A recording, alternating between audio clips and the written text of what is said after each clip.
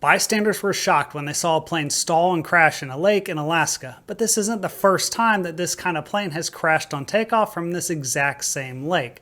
That's why we're going to take a look at both of these mishaps and debrief why this is happening. Now, before I hit play on this first clip, here's what you need to know. You're going to see the aircraft right here in the middle of the screen, and this is a Havilland Beaver. It's got floats on it, and this is on Lake Hood in Alaska. Now, if we go to the imagery over here, basically they're right about here. They're taking off from this southeast water lane, which runs this direction. They're going to get airborne pretty quickly, and then they're going to start a turn to the left.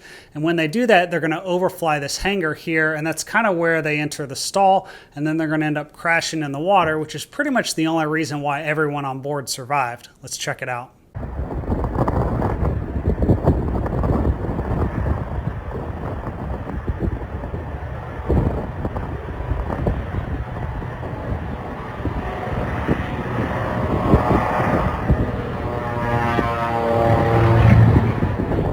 I'm Hoover and welcome to your pilot debrief. We'll look at that second crash in a minute because that one was also a Beaver and it was taking off from the same lake but going in a different direction, and the cameraman actually almost died trying to film it. But first, I mentioned in this incident that everyone survived, and that's pretty amazing because you can see in the footage right here that they're about 70 to 80 degrees of bank as they're about to impact the water, and this looks like a classic departure stall. But the pilot said the wind is what made them crash, and the truth about what really happened is the interesting part of the story. But again, they were just extremely lucky in this situation because you can see right here how they're flying over the hangar because you can see the shadow right there, and when a plane stalls like this and it starts rolling, you're pretty much just along for the ride. And that's why it's so important to recognize the onset of the stall and break the AOA, but we're going to talk more about that later. Now, I mentioned that both of these crashes take place at Lake Hood, and if you're not familiar, you can see it on the map right here.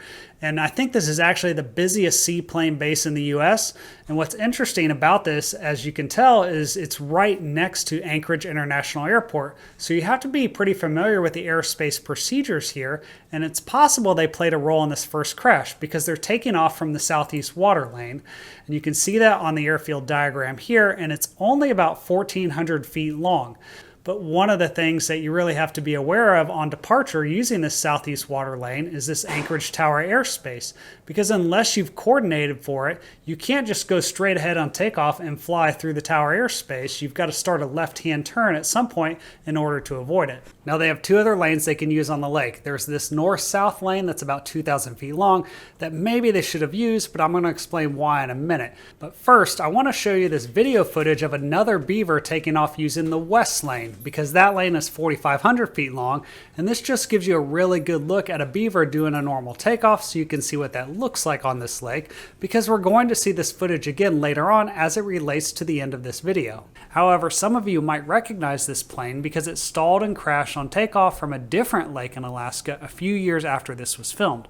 Now in that situation, the passengers showed up with an unexpected 800 pounds of mortar bags, and the pilot never did a weight and balance calculation. The NTSB discovered that they were over max gross weight and the CG was aft of the rear limit.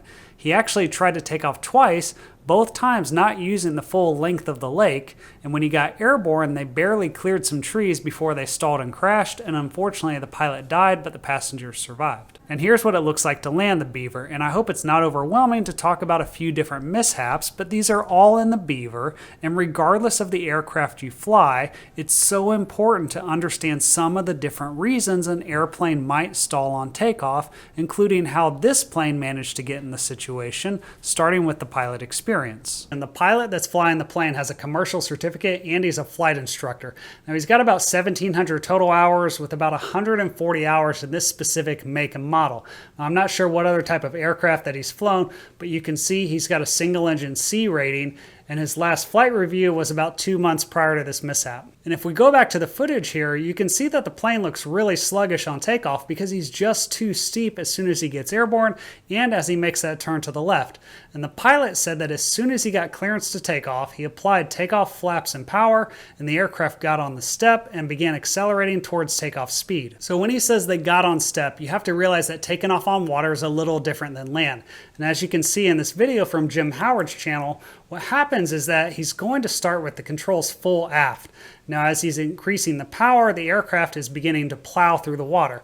But as he picks up speed, he's going to release that back pressure, and that brings the aft part of the floats out of the water in order to reduce the drag.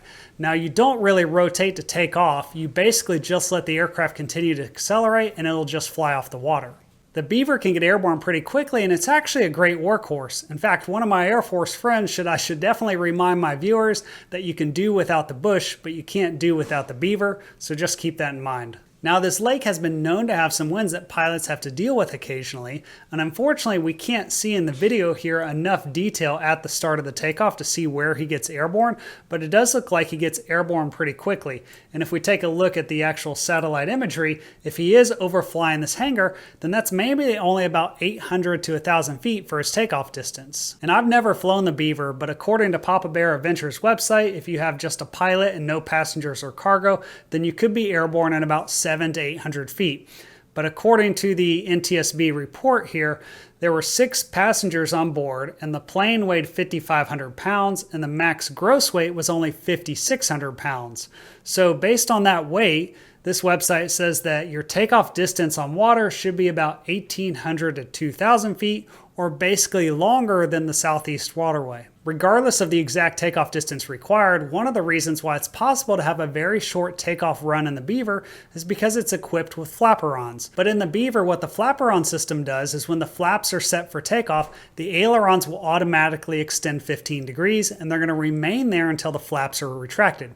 And this is great to help you generate more lift on takeoff, but you sacrifice some control authority of the ailerons, and that's why taking off with strong crosswinds is not recommended. And this is important to know because the NTSB said that the winds were 200 at 10 gusting to 16 knots. So if they're using that southeast water lane, that's probably a heading of about maybe 120 to 130 or something like that. And that means they're going to have a crosswind of about 10 to 15 knots. And then as soon as he makes that turn to the left, that crosswind is going to become a direct tailwind, which is going to make things a lot worse when you're at a very low speed and a high angle of attack. And I think this is probably why he should have used the south lane for takeoff, or at least considered it, because it would have been a direct headwind and a longer distance available to take off. But I don't know if he was worried about making that left-hand turn to avoid the Anchorage Tower airspace or what. Now going back to the video, watch right here where he starts this turn to the left. The pilot said that as soon as he got airborne, the plane began tracking 60 to 90 degrees to the left, wings level. But the problem with that statement is that there's a big difference between your ground track going to the left because the crosswinds are pushing you versus the plane actually turning to the left. And you can't see the detail of the rudder and the ailerons in the video here right when he gets airborne, but this looks like a classic departure stall, essentially where he just tried to make the plane fly before it was ready. So I don't know if he pulled back on the controls instead of letting the aircraft fly off the water or what exactly happened. But if he did pull back to rotate, then the problem is that's going to put the aft end of the floats in the water and increase drag. And so that's going to slow him down. And the scary part is that as you increase the pitch, you're just going to slow down more. And when you're at a high AOA like that and about to exceed the critical angle of attack and stall, the flight controls aren't going to be very responsive. And the pilot, in fact, said that he attempted to take corrective action, but the controls were either non-responsive or ineffective.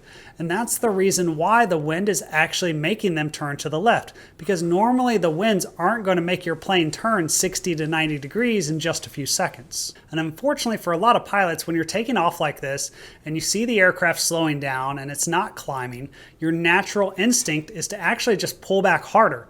Now you get this fixation on your pitch and trying to climb, and you don't really pay attention to directional control, which is also a problem for the next pilot that crashes on this lake that we're going to look at in a second. But what this pilot needed to do was just push forward on the controls to break the AOA so the aircraft could fly.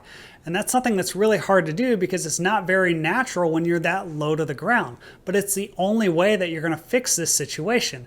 And if you look at the video right here, you can see the right wing dip. So maybe he briefly broke the AOA unintentionally and those controls responded, taking him back to the right. But right after that is the point he finally exceeds the critical angle of attack too much and they stall.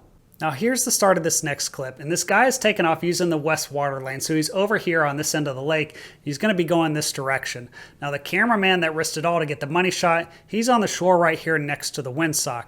And I want you to pay attention to the windsock at the end to see what the winds are doing. Now, if you remember this clip from earlier, this was a normal takeoff in the Beaver. Now keep in mind where that building is behind him in relation to his takeoff. And this guy only has about 500 hours of total time and only 21 hours in the Beaver. Now he's got his wife, 2 kids, and 2 dogs in the plane, and supposedly they're about 700 pounds below max gross weight. Now as he starts to apply power, it looks to me like he's not even lined up correctly, especially if there are some crosswinds. It's like he's trying to turn as he's applying power, and you can see that he's just getting pushed to the left. And he said that he was using full right rudder, but the plane kept drifting to the left. And he also said that he got on step, but if you look closely, it looks like that never really happens. So he's just got too much drag and he's not picking up speed fast enough. And at this point, the plane is flying him instead of him flying the plane. And by the time he realized he was going to hit the bank, it was too late. So he tried to get airborne, and this is just proof that the cameraman always survives.